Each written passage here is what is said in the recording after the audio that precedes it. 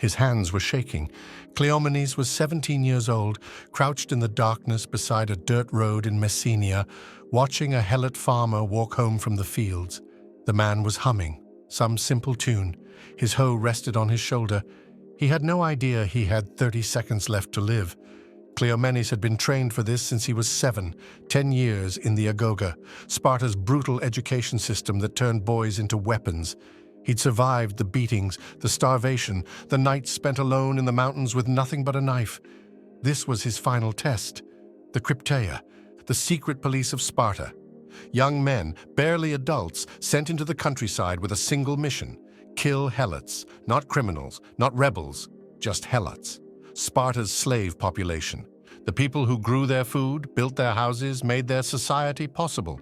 Kill them to remind the survivors what happens when slaves forget their place. The farmer was 50 feet away now, still humming. Cleomenes moved. The man died quickly.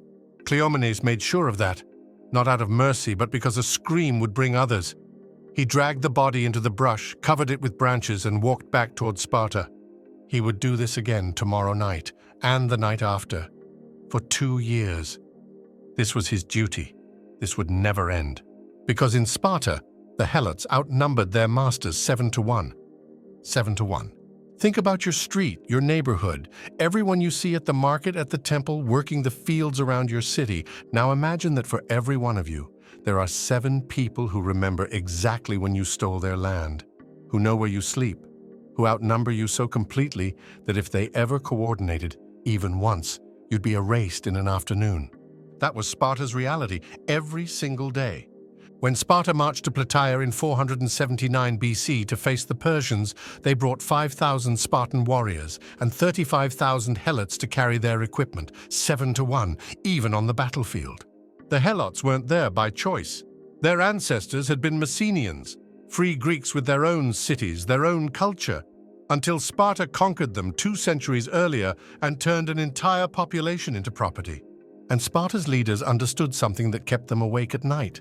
Slaves who outnumber you 7 to 1 don't stay slaves because they love you. They stay slaves because they're terrified of you. So Sparta built a system to maintain that terror. Every autumn, Sparta's leaders performed the same ritual. They gathered in the city center and made a formal declaration: war on the helots. Not metaphorical war, actual legal war, which meant that for the next year, killing a helot wasn't murder. It was a military action. You couldn't be prosecuted, couldn't be punished, couldn't even be questioned, and the Cryptia made sure everyone remembered. They didn't kill randomly, that would be wasteful. They watched, for weeks, sometimes months, looking for helots who stood too tall, spoke too confidently, showed too much intelligence or capability. Anyone who looked like they might lead a rebellion. Thasos was 43 years old and the best blacksmith in his village. When he made a plowshare, it lasted twice as long as anyone else's. Farmers would travel from neighboring villages to commission his work. He took pride in that. A Crypteia member watched him for 3 days.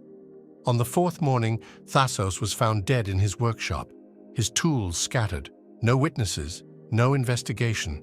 His body was left in the village square for 2 days. That was the message. Excellence is fatal. Capability is dangerous. If you're good at something, you become a target. The system worked because it was unpredictable. You couldn't protect yourself by following rules. There were no rules. You could be the most loyal, obedient helot in Messenia and still wake up to find your brother gone. For 300 years it worked. Helots learned to slouch, to mumble, to make themselves invisible. Mothers taught their sons, don't be clever, don't be strong, don't be noticed. The terror became self-sustaining. But terror has a cost, and Sparta was about to learn it. In 425 BC, during the Peloponnesian War, something unprecedented happened.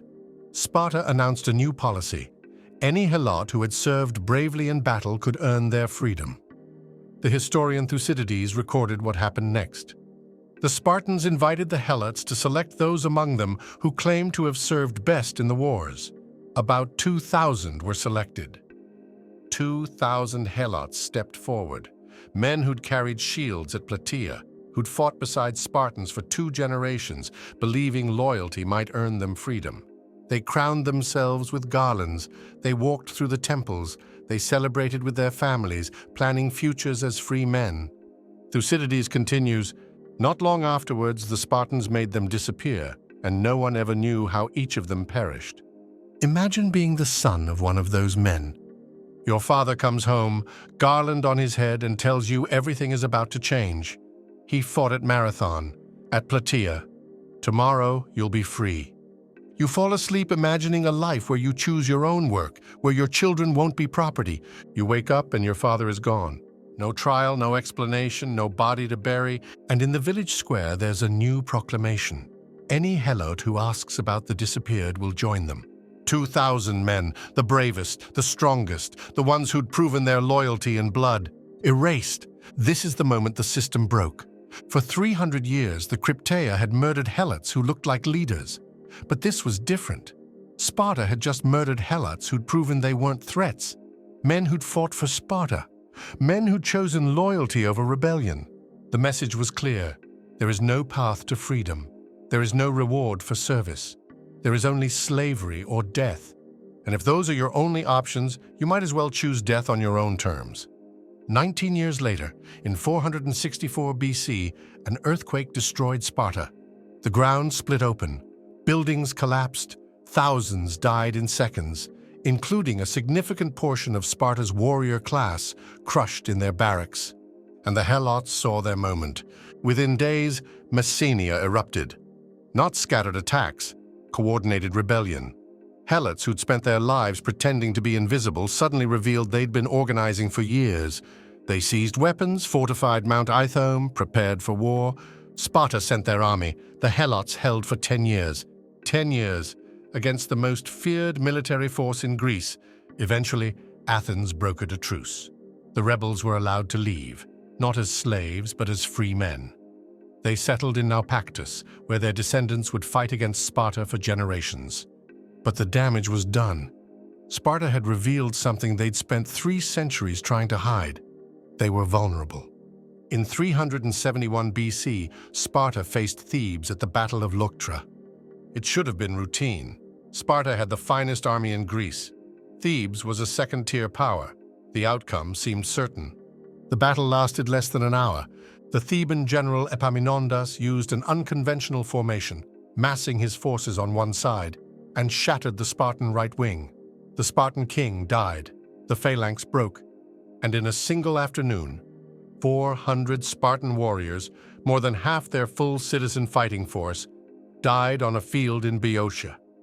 Sparta couldn't replace them, not because they lacked boys to train, but because the agoge required resources, land, food, slaves to work that land while citizens trained. And they'd spent 300 years teaching their slaves that excellence was fatal. The helots who survived the Krypteia weren't the strong ones, weren't the clever ones, weren't the capable ones. They were the ones who'd learned to be invisible, inefficient, unremarkable.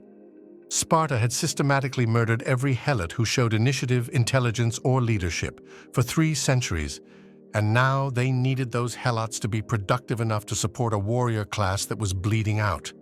The terror had worked too well. 4 years after Leuctra, Thebes invaded the Peloponnese, not to conquer Sparta, to free Messenia. The Theban general Epaminondas marched into Messenia and made a simple announcement. "You're free, Messenia is yours again." After 340 years of slavery, the helots walked away. You're 50 years old, your father was a slave, his father was a slave. You've spent your entire life making yourself small, invisible, forgettable, because that's how you survive. And now a foreign general is telling you that you can leave, that your children will grow up free. You don't celebrate, not at first, because part of you is waiting for the Krypteia to emerge from the shadows, but the Thebans stay. They help you rebuild the ancient Messenian capital. They stand guard while you plant crops on land that's finally yours. And slowly, carefully, you start to stand up straight. Sparta's leaders watched from their city walls as their entire economic system walked away over the horizon. They didn't fight. They couldn't. They didn't have enough warriors left. The Spartans who remained tried to maintain the old ways. They still put boys through the agoge. still held their festivals, still told stories about Thermopylae. But everyone knew the truth. Sparta was a museum. By 195 BC, less than 2 centuries after Leuctra, Sparta had fewer than 700 full citizens left. The city that once fielded 8,000 warriors at Plataea couldn't fill a single phalanx. When the Romans conquered Greece, they found Sparta fascinating, not as a threat. Sparta couldn't threaten anyone anymore, but as a curiosity. Roman tourists would visit to watch reenactments of the agoge. They'd pay to see Spartan boys whipped at the altar of Artemis Orthia, a ritual that had once been part of brutal training, now performed as entertainment for foreigners. The city that had terrified Greece for 3 centuries had become a theme park. Cleomenes lived to be 63 years old. He survived the agoge, completed his service in the Krypteia, fought at Leuctra, and lived when 400 of his brothers died. He watched Messenia walk away. He watched Sparta hollow out from the inside. And according to Plutarch, in his final years, he would sometimes wake in the night, convinced he could hear humming that simple tune, the one the farmer had been singing on the road 40 years earlier, before Cleomenes put a dagger in his back. He'd tell his wife it was nothing, just a dream. But he'd lie awake until dawn, listening to the silence, wondering if the man had children, if they'd found the body, if they'd ever learned what happened to their father, wondering if that humming would follow him into whatever came after death. Sparta didn't fall to a foreign invasion, didn't lose a climactic final battle, didn't get destroyed by plague or famine. Sparta fell because they built their entire civilization on terror. And terror, it turns out, is a poison that kills the poisoner. They created a system where strength was punished, excellence was fatal, and hope was a death sentence. They murdered the capable, the intelligent, the brave, anyone who might threaten their control. And in doing so, they destroyed the very foundation they needed to survive. The Krypteia kept Sparta safe for 300 years, and then it killed them, more thoroughly than any enemy ever could.